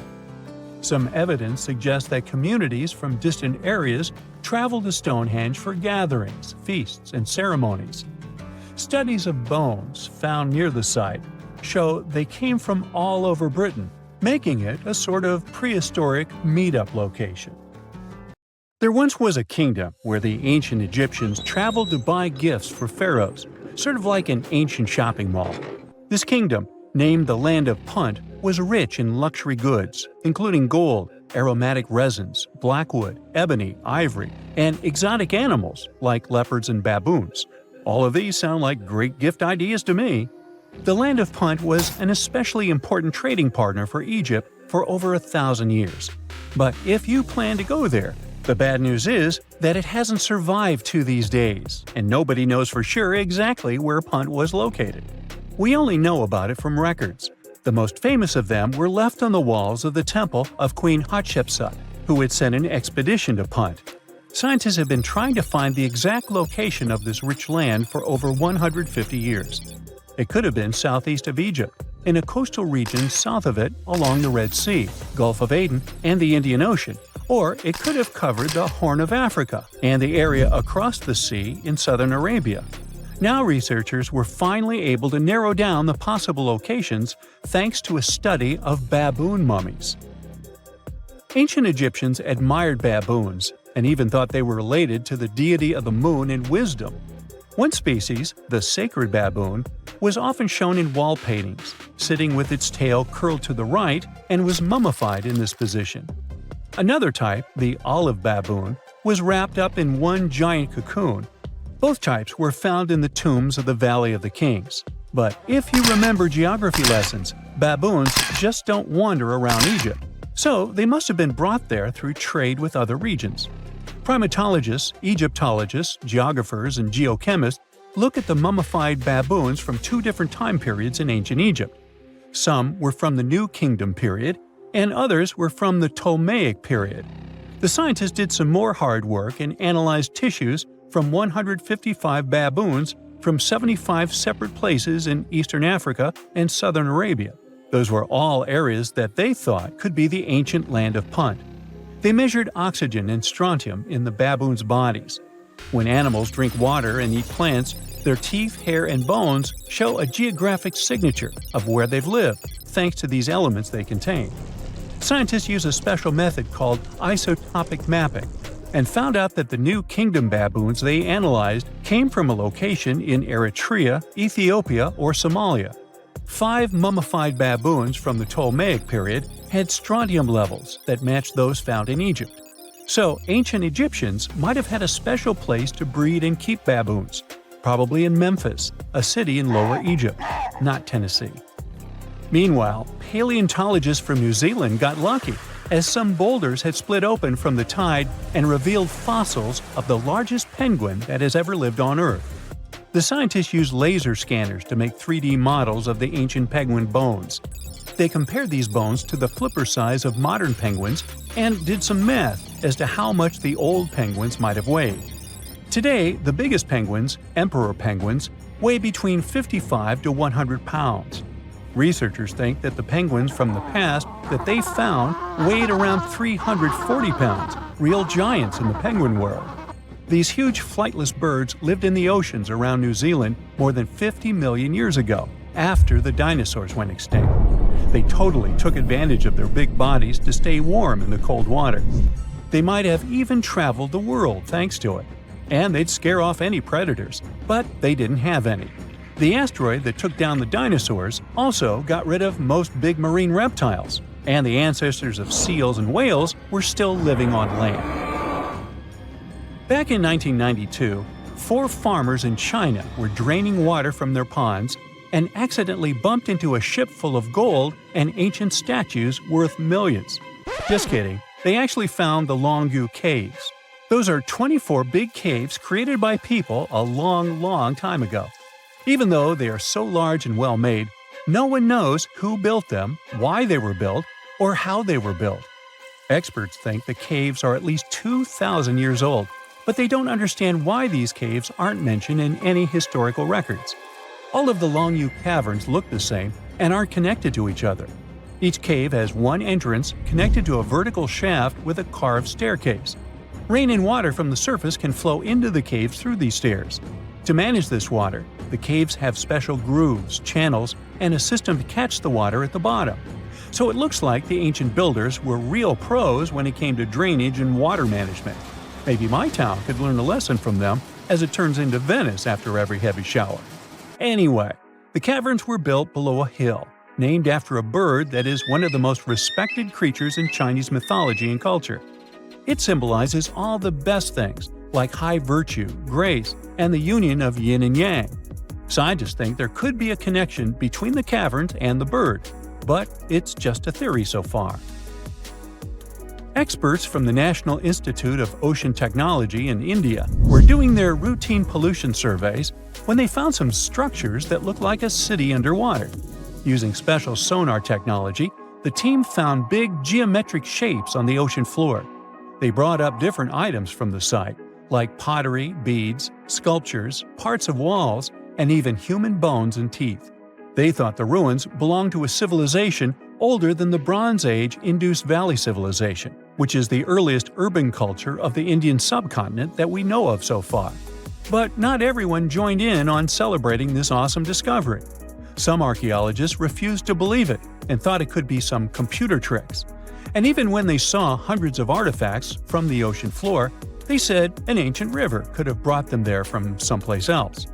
The team that discovered the underwater site decided to prove they were right. They chose a piece of wood as their main evidence. They tested it and found it was 9,500 years old. That could be the age of the entire site. Skeptics still insist that we can't rewrite all human history because of one piece of wood. Even 23 years since the discovery, no one is sure about the final answer. This is partly because it's hard to explore the site. It's in extremely dangerous waters with strong currents and riptides. During the cool Antarctica's summer, from late November through January, geologists from the University of Wisconsin-Milwaukee climb the frozen slopes of the McIntyre Promontory in the Transantarctic Mountains. High above the ice fields, they look through the mountain's gray rocks for fossils from when the continent had green forests. By the end of their trip, the geologists found fossil pieces from 13 trees. These fossils show that the trees are over 260 million years old. This means the forest grew at the end of the Permian period before the first dinosaurs even appeared. More than 90% of all species on Earth disappeared back then, including the polar forests. These trees would have been very tough if they grew in Antarctica and could have survived. But a huge increase in gases like carbon dioxide and methane must have taken them down. This Antarctic forest is a terrific way for us to see what life was like before the extinction, and we might even understand what caused it. It also shows us how plants were different back then from those we are used to now. Mirror check. You've got your beige parka on, your chisel is packed, and your overnight plane ride to Saudi Arabia is booked. You know what this means, right? Unfortunately, you weren't cast in the remake of Dune. It just means that you're ready to go explore the world's largest desert areas in the hopes of uncovering prehistoric secrets about our ancestors. Let's get one thing straight. If you ever thought that deserts were empty spaces, think again. They might be filled with sand as far as the eye can see, but they also hold a lot of history, you know, because before humans settled down in cities and towns, we were nomadic people, and we traveled all around the globe looking for food, water, and shelter. So we had to come up with some interesting stuff to survive. Like this thing that was found in the desert of Saudi Arabia. Do you have any idea what this could have been? Over many years, scientists have discussed the origins and use of huge structures such as these ones. It seems our Neolithic ancestors were way smarter than we gave them credit for. They didn't spend all their hours around the fire carving weapons out of stone. No, they were also practicing their architectural skills. These huge stone structures are called desert kites, because if you look at them from a distance, well, they sort of look like kites. Archaeologists have arrived at the consensus that these kites were used to lure animals in. This way, it would make it easier for our ancestors to guarantee their week's food. But that's not all. Take a look at these monolithic structures right here. They show us that our ancestors probably drew on rocks, the blueprint of what they were going to build on the ground. Just like modern-day architects, desert kites could be miles long, so they drew out a plan before actually building them. The most surprising feature of all is that these kites were built even before things such as Stonehenge. We're talking around 7,000 to 9,000 years ago. Over the last decade, scientists have been able to identify over 6,000 desert kites spread across the Middle East and West and Central Asia. If you don't think this huge, try building something this large without the help of any drones. It looks like a pretty difficult feat to me. And apparently, Saudi Arabia's desert is filled with more amazing things. Scientists have found mysterious stone structures that are older than the pyramids of Giza in Egypt. So of course, you can't wait to go check that out. Can we all agree that carrying around heavy rocks to build a pyramid without the help of modern technology sounds absurd? I mean, how on earth did they do it? Now imagine turning back the clock about 2,000 years into the past and finding humans that built similar gigantic structures in isolated areas. Take a look at these so-called mustadels. They are rectangular structures built from piled-up stones, found over 77,000 square miles. Some archaeologists believe that these monuments were used for ritualistic purposes, maybe processions of some kind, where people would walk from one end of the plateau to the other. I'd be down for that. Now let's move on to another deserted area. We're entering the world-famous Sahara Desert landscape. Isn't it beautiful? Here, you're about to unravel an ancient mystery, something that took years for researchers to solve. Fun fact, the Sahara Desert is the world's largest hot desert. It spans over 3 million square miles. which would be like putting 1,000 times the country of Hawaii next to each other. We say it's the largest hot desert because the world's largest desert area is Antarctica. But we all know temperatures over there are freezing, not the typical image of when we think of a desert. Deep into the desert, near the Algerian town of Fogarat et Zua, something strange was found. For decades, these tiny dots appeared on images of Google Earth, but nobody could explain what they were. Some scientists were sure that these circles are the result of oil activity in the region. Others guessed that these were ancient fogaras or ancient water wells. There are dozens of them, stretching for miles and miles in a straight line. The strange thing is that they are always far away from any town, road, or human activity in general. So what was or is their purpose? If you had to take a guess, what would you say? Remember we talked about how our ancestors had to be creative in order to survive in the desert? Let's try to walk in their shoes for a minute. Imagine you're a nomadic hunter-gatherer living in a desert area. You spend your days basking in the hot sun, trying to count all the grains of sand around you. But you also need to eat and drink water. But how on earth do you get water in a desert? Sure, you can hope to keep running into oasis every week or so, but that seems a bit risky, doesn't it? That's why North African people invented the so-called fogaras. The fogaras are a 2,500-year-old irrigation system. Locals would dig deep wells in elevated areas, wells deep enough to tap into underground water. Then, they would dig parallel shafts at regular distances. This way, the water would flow from the main well down into all the shafts and irrigate entire areas. Travelers could stop by the shafts and quench their thirst. They could also raise livestock and tend to crops. Pretty clever, huh? As much as these holes did look like fogaras, a little bit of research would show you that they're not. You see, these shafts were built in a line, and not in a circular shape like the ones we're looking at now. So maybe it has something to do with the second option? Maybe these desert holes were related to oil activity in the region? Let's have a look at the holes up close and personal. From Google Earth, they don't seem that big, but in real life, they are huge craters. The tip to uncovering what they are is hidden beneath the sand. If you were one of the researchers originally uncovering the truth behind this mystery, you would have found something unique hidden in the sand: old dynamites and vintage sardine cans. Putting the pieces of the puzzle together, scientists found that these sardine cans were a model from the 1950s and 1960s. It seems that entire teams from that decade would camp out while they surveyed the area for oil. And what about the dynamites? These were used for seismic surveying. This is an old technique, used to identify if there is oil and gas beneath the Earth's surface. Still in North Africa, you find out about another desert mystery worth exploring.